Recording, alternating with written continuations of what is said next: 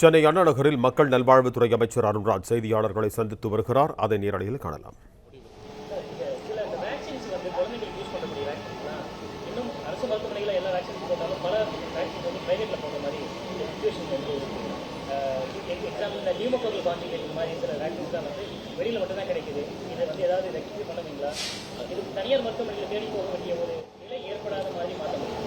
அதாவது குழந்தைகளுக்கு என்னென்ன வேக்சின் போடணும் WHO ரெக்கமெண்டேஷனில் நம்ம இந்தியன் பீடியாட்ரிக் அசோசியேஷன் மூலமா ஒரு யுனிவர்சல் இம்யூனைசேஷன் ஸ்கெடியூல்னு ஒன்று நம்ம அரசு பரிந்துரைக்கக்கூடிய ஒரு ஸ்கெடியூல் இருக்கு.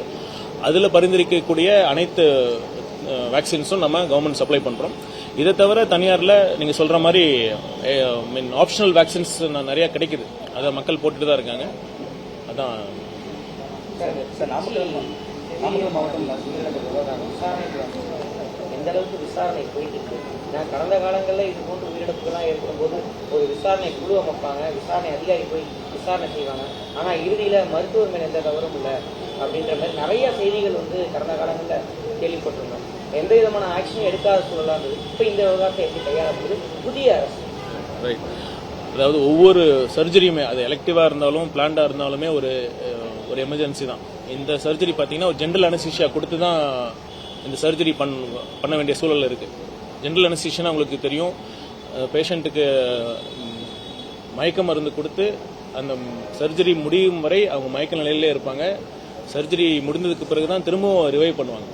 இது பார்த்தீங்கன்னா ஒவ்வொரு சர்ஜரியுமே ஒரு எமர்ஜென்சி தான். நார்மலாகவே சில லட்சத்தில் ஒரு கேஸ் அது மாதிரி சில காம்ப்ளிகேஷன்ஸ் வர வாய்ப்பு இருக்குது. இதை தவிர மெடிக்கல் நெக்லிஜென்ஸ் இருக்கிறதுக்கும் அது மூலமாகவும் சில இறப்புகள் நடந்திருக்கு. இதற்காக தான் முதலமைச்சரே நேரடியாக இதில் தலையிட்டு இந்த மருத்துவ குழு ஒன்று அமைக்கணும்னு சொல்லியிருக்காங்க. அந்த மருத்துவ குழுக்கு நாங்கள் என்ன சொன்னோம்னா, நியாயமான வெளிப்படையான விசாரணை நீங்கள் மேற்கொள்ளுங்க. யாரும் எந்த ப்ரெஷரும் உங்களுக்கு தேவையில்லை. என்ன இருக்கோ என்ன உண்மையோ அதை நீங்கள் அங்கே போய் விசாரிச்சுட்டு சொல்லுங்கன்னு நம்ம சொல்லியிருக்கோம். அவங்க விசாரணை முடிச்சுட்டு வந்துட்டாங்க. மேபி இன்னைக்கு இல்லை நாளைக்கு அவங்க என்ன சொல்கிறாங்கன்னு பார்த்துட்டு ஒன்று மட்டும் நான் நிச்சயமாக சொல்கிறேன், முதலமைச்சர் அவர்கள் உத்தரவில் சொல்கிறேன், நியாயமான அந்த விசாரணை நடக்கும். தவறு நேரும் பட்சத்தில் கண்டிப்பாக உரிய நடவடிக்கை எடுக்கப்படும். கடந்த சில தினங்களாக மின்தடை அதிகரித்து வருது. சென்னையில் இருக்கக்கூடிய ஒரு தனியார் மருத்துவமனை கூட மின்தடை ஏற்படுறத பார்க்கணும். இந்த மருத்துவமனை வளாகங்கள் அந்த மின்தடை ஏற்படாமல் இருக்க என்னென்ன மாதிரியான நடவடிக்கை எடுக்கப்படும்? முதலமைச்சர் மருத்துவமனையில் இருக்கக்கூடிய ஜெனரேட்டர் பராமரிப்பு என்பது பொதுப்பணித்துறை வசம் தான் இருக்குது. மருத்துவ பணியாளர்கள் பராமரிப்புதல் என்ற ஒரு விஷயம் இருக்கு.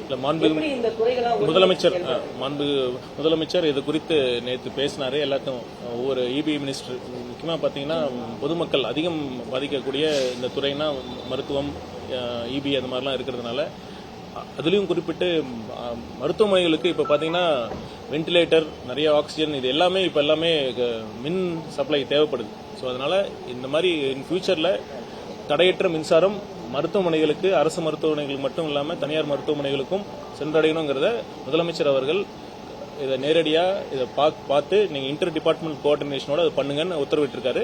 நாங்கள் அதை பற்றி பேசிட்டோம். ஆல்ரெடி இபி மினிஸ்ட்ரிட்டையும் அவங்க செக்ரட்டரிட்டையும் பேசியிருக்கோம். இனிமேல் வருங்காலத்தில் இது மாதிரி தடை ஏற்படாமல் நான் பார்த்துருக்கேன். அரசு மருத்துவமனை அவங்களே வாங்கிக்கலாம் அப்படின்னு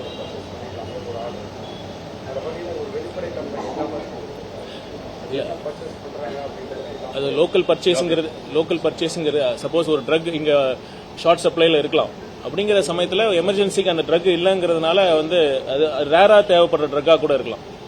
பெரும்பாலும் காமனாக யூஸ் பண்ணாத ட்ரக்கை தாண்டி ரேரா ட்ரக் இருந்தால் ஒரு சில சமயங்களில் நம்ம லோக்கல் பர்ச்சேஸ் நம்ம அலோவ் பண்ணுறோம்.